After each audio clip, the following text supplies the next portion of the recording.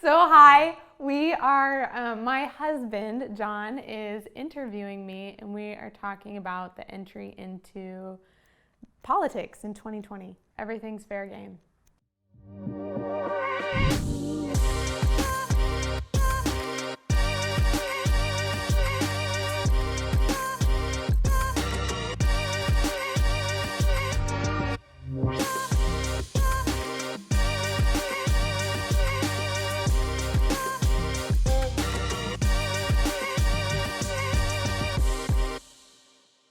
Yeah, so I've come up with a list of questions to quiz her on, such as how much she's been spending on clothes and all the things that a husband wants to know. So when I met you, Jack, you were not involved in politics. That was not something that was on our radar at all.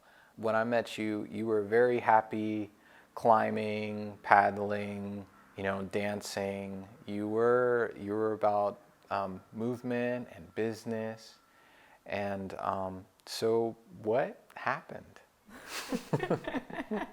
That's a really broad question, but well, I think the particular defining moment that you're referring to, was summer of 2020 or spring of 2020. But backing up, a little bit of more context there. So my dad was state rep for 8 years.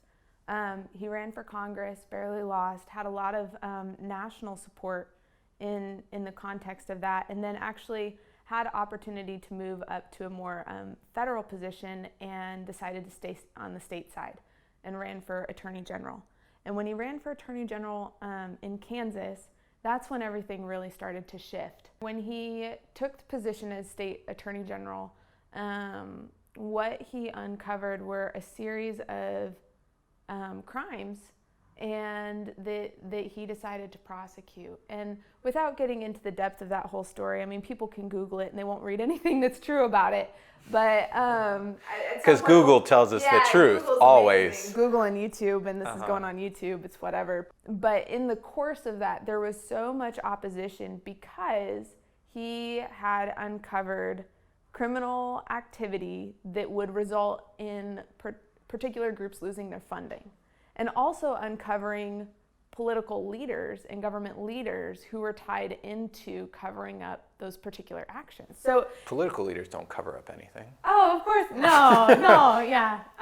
They have a reputation for being honest and forthright fair people. And that actually wasn't the part that was most disheartening. But in the context of that, and I'll explain that statement more in a moment, in the context of that, death threats. We had helicopters flying around our house from the media, looking in our windows. Like, I could go on, and it's just kind of the craziest stuff that you don't realize how it impacts you as a high schooler when it's like the world's coming against you. I remember walking in a parade that was a campaign parade or something. And this woman, I was a child, and this woman just started yelling at me out of nowhere, like, Phil Klein, blah, blah, blah, blah, blah, like profanities, all kinds of stuff, right in the middle of everybody. And I'm just like this young kid, And it was in those moments where you really couldn't say anything. Like she didn't want to hear the truth. She didn't want to know the truth. There was an offense or a shame or something that had taken hold in her heart where she just really wasn't able to understand the political issues that were in play. And so here was this older woman completely degrading a child publicly, and it's perceived as okay, because it's about a political issue. And so growing up in that, it was difficult because I didn't have my own voice. And honestly, I want to just say openly, like, I'm 100% supportive of his political activity, and I understand what was taking place at that time, but I also saw the loss. I saw the sacrifices that he made, I saw the sacrifices my mom made, and but in the midst of it, it was just this sense of I don't have a voice, and I am seeing not necessarily just the backside triumph, the dark side triumph, but the part that was most painful to me was the infighting and the willingness for people who believe in the same cause or believe in the same mission to sell you out for 5 minutes of fame.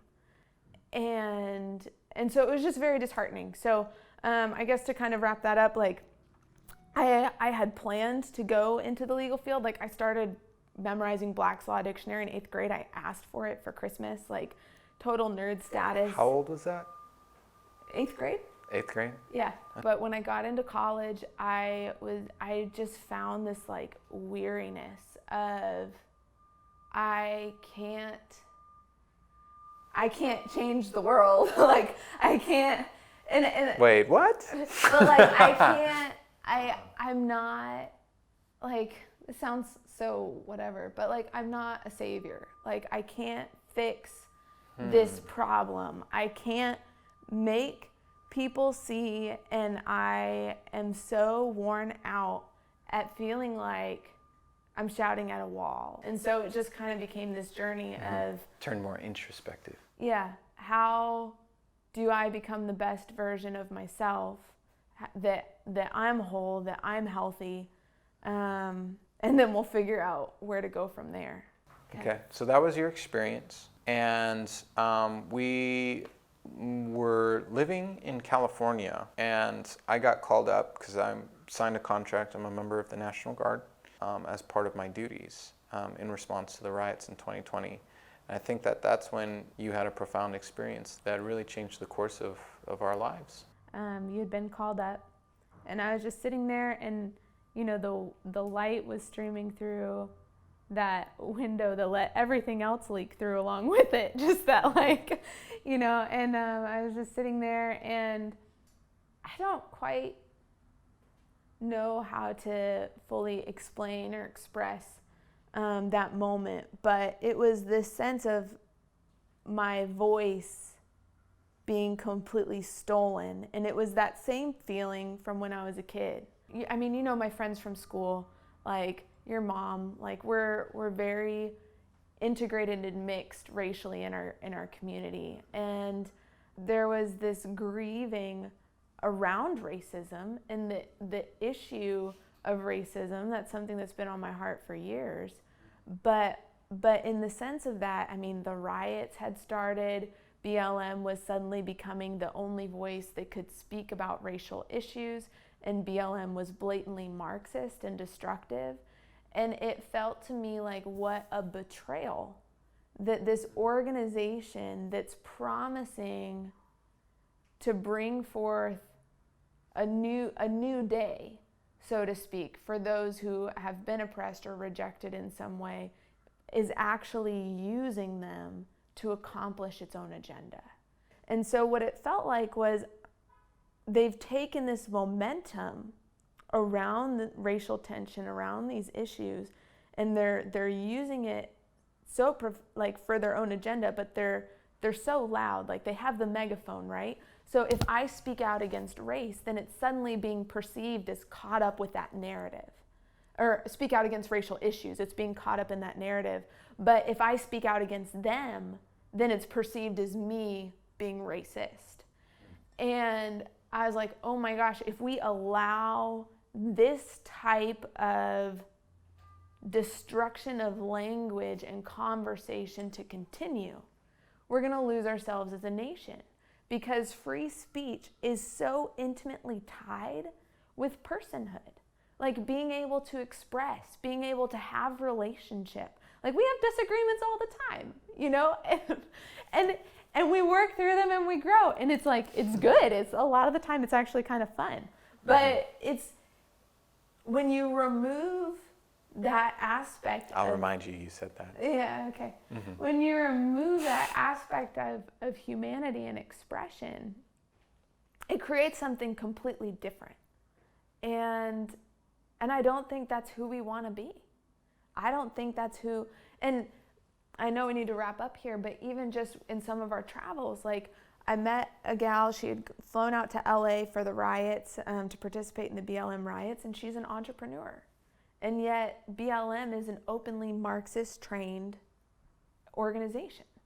You know, Marxism is not supportive of small business. It is the extreme where the state owns the means of production and, you know, dictates and controls everything into a uniform sense of being. And ultimately it typically results in genocide. So it's like most people that I've encountered, I don't want to, overstate my case here, that are caught up in this sweeping cancel culture don't realize they're cutting out the legs from underneath them. Like the Constitution, the Bill of Rights, those are the most anti-racist, anti-sexist documents.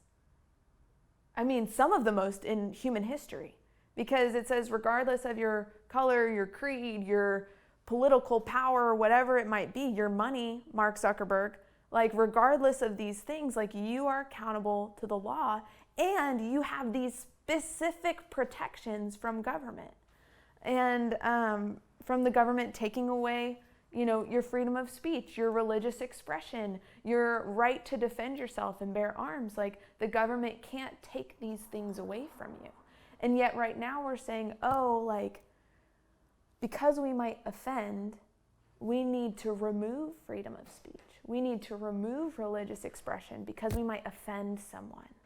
But what we're actually doing is we're taking away those very person's protections to speak and express and defend themselves. And so it's a catch-22. Like it won't work. So definitely wasn't expected.